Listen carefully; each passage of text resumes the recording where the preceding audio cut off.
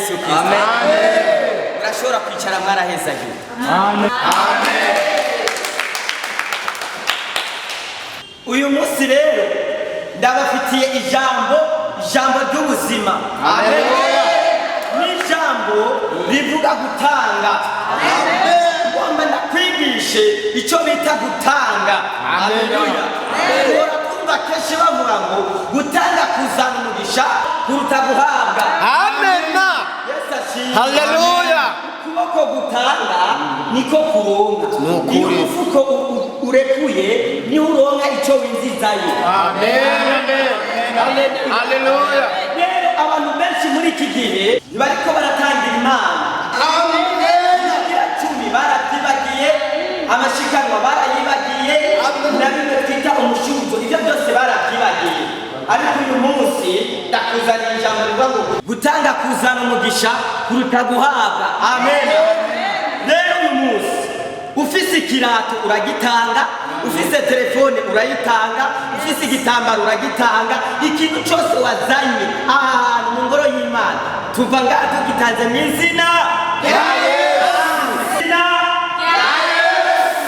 Tugomba dusabe wa muririmbyi wacu Fifi adushire kagakorasi kugira ngo tumara akanya turiko turatangira Imana, dusaba diakoni na wenyene aca tuzanira igiseke hama dushikanira Imana duhagurutse mu izina rya Yesu.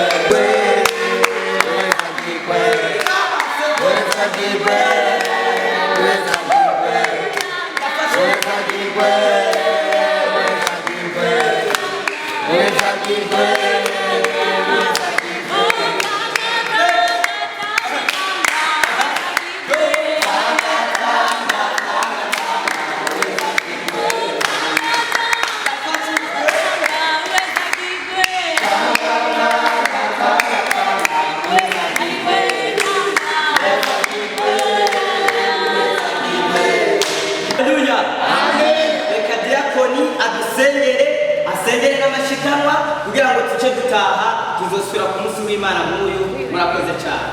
Yesu ashimwe. Amen. Dusinzire ku maso yacu dusengera amashikanwa. Sinzire. Data mu izina rya Yesu.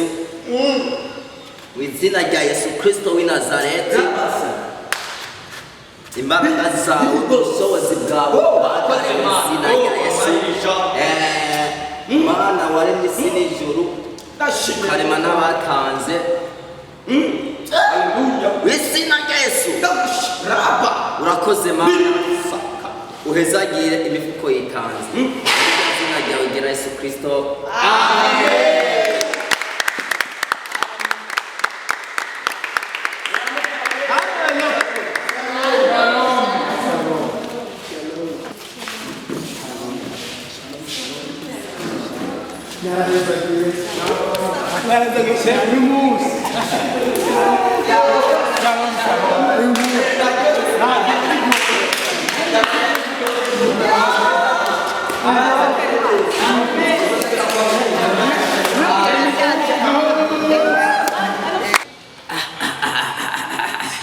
Bashi uyu munsi batanze menshi n'inda z'abapasiteri usanga ziseseka nk'umusesekara kumbe naho birira amashikanwa bashi nta munutsa n'ijana oya mugabo kubw'akagongo ndamuha igihumbi cyonyine naho nyene abagabo babiri baba bari kuri shanike ukazobona abantu bagenda mu mavewiti b'abapasiteri amakoti baguma bahinduranya kumbe nuko bashi ugasanga yambaye bukari ya 60,000 twebwe twiyambarira ikandambiri mu rushengero reka aha ndamuha ibintu binga itelefone sindamunuta kuko itelefone arafise agahinda azoguma ahindana nako kujya nyene ibi ndabimushira uko nyene ijana ryo ndarimo aragura igisugutu umwana wiwe mu igihumbi ndakimuha naco nyene ya déplacement ibirato byo bazovyiyambarira ko kubera nawe nyene arakenya ibirato shaka zobipigishe be Yesu ashimwe ashimwe cyane bashanda gobrem zaniye ibyabonetse basho munsi zanye ibyabonetse uyu munsi irya jambo nari narivuze japasa waruvuye imbaraga warasizwe amavuta kabisa warasizwe amavuta ngo nayasigiwe mu Burundi yo muri Tanzania ni hagufi nagiye Cameroon ngenda mu Butaliyani ngenda muri Canada Australia narazungurutse isi yose rega bwabo ndi warayakoreya none baguze je numvise ngo wasiga amavuta y'amamesa oya ntabwo ari amamesa kandi ntabwo ari amakuru ni amavuta ahezagiye aheze bagitwa gute bayita amayerayo rega ntayuzi wewe urumva nturagiye amarero pass nari ndakuzana ibyatanga hari turabe byatanzwe uno munsi bari inanasi uno munsi bari batanze narivuze bari uno munsi bari batanze basigaye batanga n'ibirato kuryo bantu baraheza barakije mu gishura kore aya niyo batanze none ijana iki ni gihe wenda manda kujya tubigishe gutanga honyene jewe kugira ngo ndonka rya mavuta yo kuvuga ijambo nakubwiye ko nari gufata indege none igihumbi nafashe indege ndayirihira ijana nafashe indege ndayirihira ibirato umuseni byako uraze musenero amaheruko ahubwo abantu barazi gutanga ivyo birato ni tumwe bya 2005 reka cyane kabiya tarese nkani nire ahubwo no musiraho ibintu cyenda bitwara ntacyo ngiye kwisonzesha imisi 3 kugira ngo nayari mu nzara basibaze bayabyaye prema kajama kumusanga akora azaba fast urampezagira bya ukomere cyane kwa tusimu birenge ngombe no prema nende ngo gasike karuko none batanze mugane ibyo shima Imana ko nashimwe kigiye usengera bazi baraheza sawa pass yego amahoro ndabigwe cyane amen uyu mudiyakoni wanje je ndavye abantu kumira baguma bava mu ntebe bitanga aranyiba kuwa mugureye ngomba nze ndamushiremo akantu bita akabirigire hamwe azovuga ati amavuta je nasigiwe hanze ibaza karayubusa reka ngomba ndamukomesha dimashi harageze amen Yesu ashimwe amen fasha tumuzamurira icyubahiro umwami w'abantu amen cha ndumva amavuta sese uyu munsi Yesu ashimwe amen si bya bindi bya dimanche uyu munsi gira mugenzi wawe mugirire kuti musanzwe gira mugenzi wawe kuti ntusanzwe uramusubira ati ntusanzwe amen kubw'ijambo navuze kwa Mungu gomba ndabahereze promotion mushimire Imana pastor narafashe zente ntangura utangura kari kahaguruka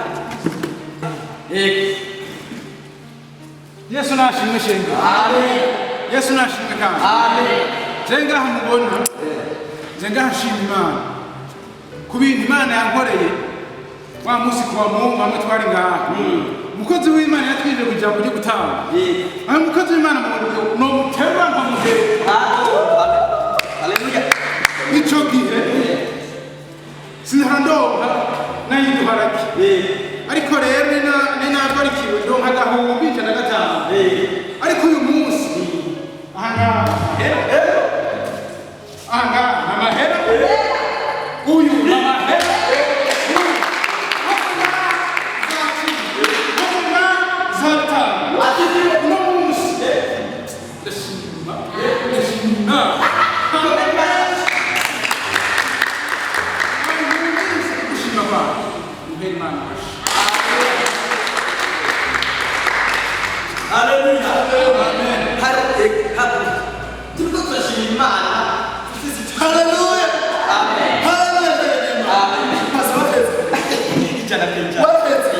ujya munsi warafashije kuva mu birenge gusa ujya munsi natanze ikirato kugeza ubu nambaye ipantaro y'ibihumbi 40 ikirato cy'ibihumbi 40 umupira w'ibihumbi 30 vuga ati amen wasize amavuta Imana iguhezagire cyane amen ikongerereze ko ndafashwa nizo ntahe zanyu amen amen mushira yariko mushira y'ibishimo haleluya ninde wundi kazi haleluya amen amen Imana iguhezagire cyane jewe yasizwe amavuta kandi Imana yaragusize amavuta nta n'ubundi ameze nkawe mbere muri oya nawe utembera kure ndi namba wa musi wavuga wabonye ntaravuga na kimwe nari maze nk'imyaka 10 sengera android sinari bwayironke ananje nkorera kora kurara iniyo wachingo umviriza natanze agahinda narasa android n'agahinda kandi ufite telefone zibiri android kandi yaca ndayitanga kandi kugira ngo ndayigire android yo abantu bamenye gutangira Imana dukomere Imana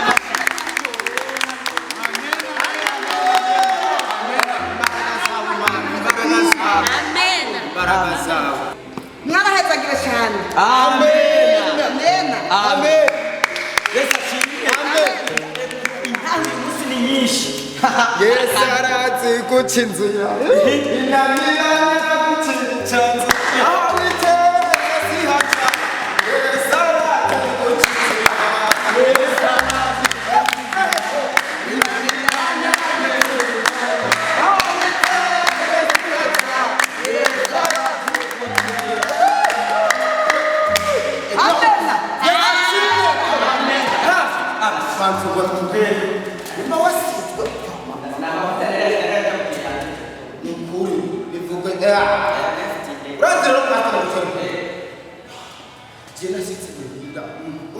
hajya wabona naza hajya kwisengera ujya kudemasha ngakisengera imbere nyuma nawe ufite amatungo 10 muhira nasize hari bide bayita bide sawa kidali ariko nuko nijambo mugishije riraho numva runtu ruraza rwagwana ngo ta urundi ngoya mugabo ndavuga ati satani vako chanda kora ayo chanda ibicuru maze gutangira ibicuru sitsi mubwira ibitangaza byakoretse amen pastor ibihumbi 10 nibyo nari bisi nari n'inyuma chanda bitanga maze kubitanga ngeze muhira ibitangaza byakoretse nzaroka ga telefone ngo mutara uri muhira tebo ngoraba kuri mikasi ibihumbi 100 zamire bitanga bitanga amen rya Yesu. Amen. Ndibaza ngomba mpereze umwe wa nyuma ashimira Imana. Kazi. Shalom. Amakuru yawe. Turashima Imana. Warahezagiwe cyane. Amen. Kuvuye wa munsi Dimanche. Ko wigishije rya jambo. Rya jambo ryo gutanga. Ryo gutanga. Nari mfise amafaranga 1000. Ebana ndagitanga. Muhira byari byakwansharaye, kazi byari byanse, umutahe wari wakwamye burundu. Ariko kuva aho numviye ijambo ryo gutanga, narabikoze ubu kumuzenya ku kazi. Ibyashara byaduze, ibintu byose bimeze neza. Nukuri sinumenye no bivuga umwami Yesu akumpezagire. Amen. Kandi akuzaniye telefone kugira ngo nawe uzokore uzuravuga ubutumwa kuri WhatsApp no kuri Facebook. Murakoze kunyumvira. Uraze Imana ikwezagire. Aga telefone naho urakoresha. Urabona uko nyine kameze. Yo aha rero ugiye kudandaza usubire wunguke usubire umva. Reka ndakwature ko na etaje ko yibanga gusanga. Urabona aka telefone naho urakoresha. Kandi ndarose WhatsApp. Urakoze Mana. Amen.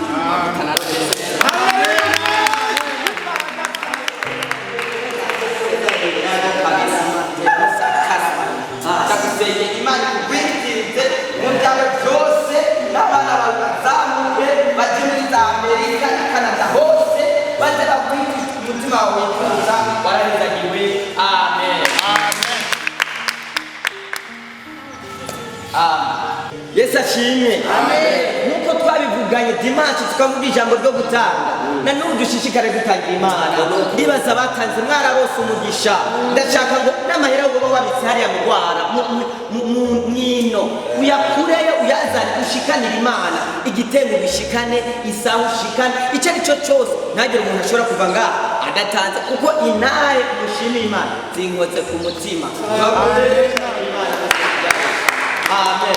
Amen. Amen. Amen. Tushikane Imana mu izina rya Yesu.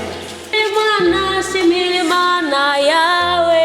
Shimira Imana, shimira Imana yawe. Oh shimira Imana yawe. Shimira Imana, shimira Imana yawe. Shimira Imana, shimira Imana yawe. Aiwe shimira Imana Yawe.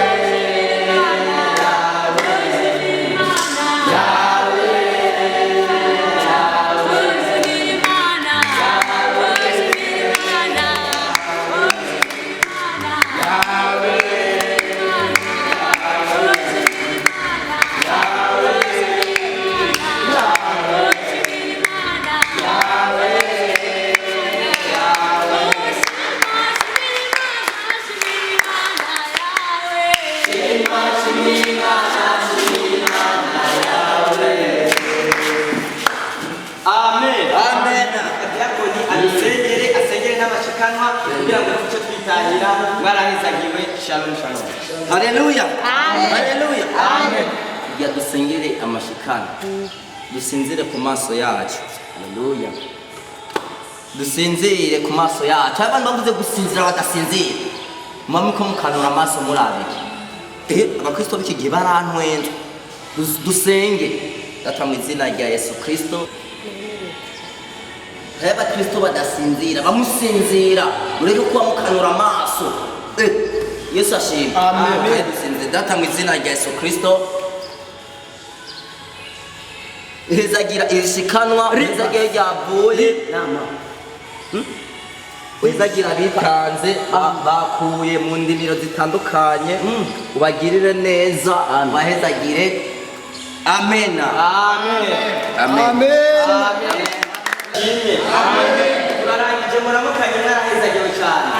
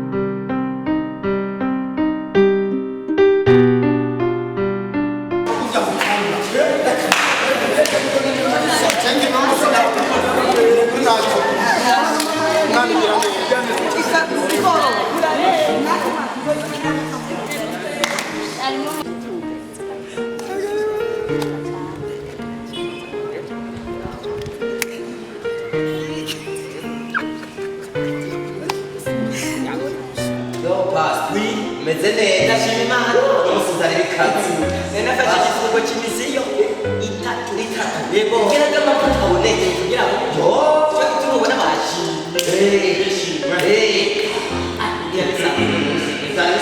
yego basanga kuzana udushimo bashimye yego kabisa uyu munsi bataha uyu munsi ndazi ko ngura imodoka kuko igifungo nakisonzeshe igisanzwe n'ibintu batana ibintu batana uyu munsi amavuta yasese abonetse amavuta menshi oya ashira bisanzwe ibyo ndavuze uyu munsi uranshorera ni ukuvuga rero batanze igitambara cyonyine hirya amahera bashe umunsi binanase bya muno munsi batana iki ni igihumbi aya n'amajana 5 ngibyo batanze iyi ni telefone yego bashe uyu munsi binanase umviriza rero Diakoni ngomba ndakubwire umve aho wabukaranga nari munsi y'ibi birato byawe uri kuranye nari ngaha munsi y'ibi birato byawe ke wabukaranga nibyo urimo n'ibiki umviriza ndakubwire wewe umaze igihe uniba amafaranga mba narubatse inzu nziza ya Gasekebuye none baratanga nyisonzesha umviriza rero tuwe uranyira jewe nyine nasizemo ibihumbi 10 jewe nasizemo ibihumbi 10 mu giseke none umpaye igihumbi n'amajana 5 nakuye n'ibihumbi 10 by'iwanjye umviriza rero kabura amafaranga yanje oya amafaranga mba jewe urama amafaranga yanje nakufashe wewe uri gisuma wewe uri gisuma wabibonye wahe wabibonye natanze ibihumbi 10 akongora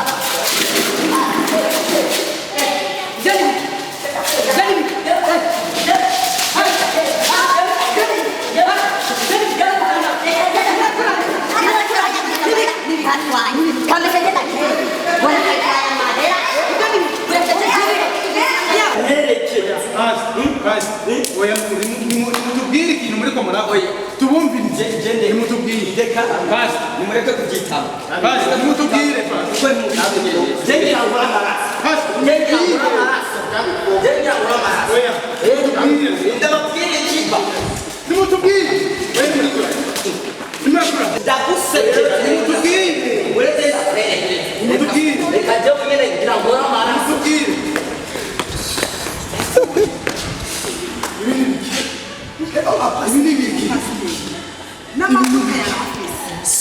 ese ukuntu baduhezagira ese n'ibintu byacu twatanga naho nakagendeye mugarebe jewe igihe Diakoni yavuga ngo duhumirize nahumuye usanga bariko bapfa amashikano birashoboka magira gutya senya kumabona